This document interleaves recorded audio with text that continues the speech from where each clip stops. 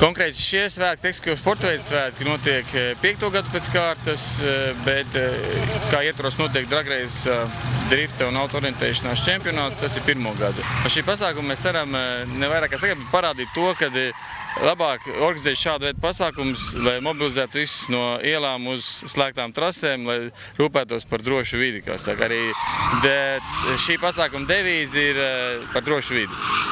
Šīm konkrētām sacensībām driftā patreiz ir 10 dalībnieki pieteikušies, drag raceā ir kaut kādi 20, protams, ka vēl viņi turpina reģistrēties.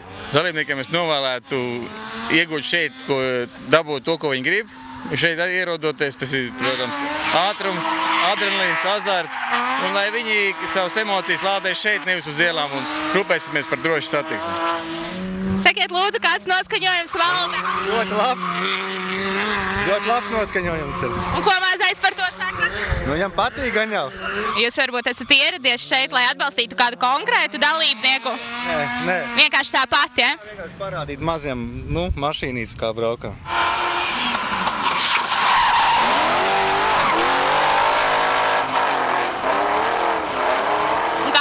Patīk šis pasākums?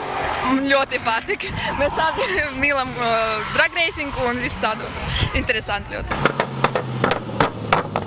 Tikko iemēģinājāt trasi, kā ir? Trasa laba, diezgan ātra un segums tāds vienīgais rupšs riepas beigāja nost, bet neko ir labi. Kā vērtējat varbūt savus konkurentus un kādas ir jūsu izredzes? Izredzes man izskatās, ka nebūs varbūt šodien vispār izredžu, jo tehniskās problēmas nelielas un nezinu, vai varēs novērst, lai brauktu. Tā kā, konkurence jau ir labi, nekāda vaina, te jau džeki trenējās bieži vien, sniedz labus rezultātus. Kāds ir tas mērķis, kāpēc jūs esat šodien šeit? Hobijs, mašīnas taisīt, izbaudīt to jaudu, ko sniedz viņas, pa trasi braukt. Šajos svētkos pirmoreiz piedalos, kas Jelgavā rullītī notiek tieši.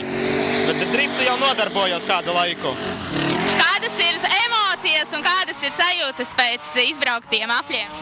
Šobrīd patīkami, jo mašīnu 3 dienas atpakaļ tikai sataisīju. Izmēģināta ir, iet labi. Konkurenti daži pazīstami, spēcīgi braucēji ir. Būs jāpacīnās. Kāda ir jūsu mašīna? Sadaldzīta.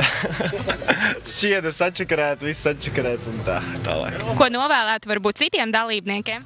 Iebraukt riepās.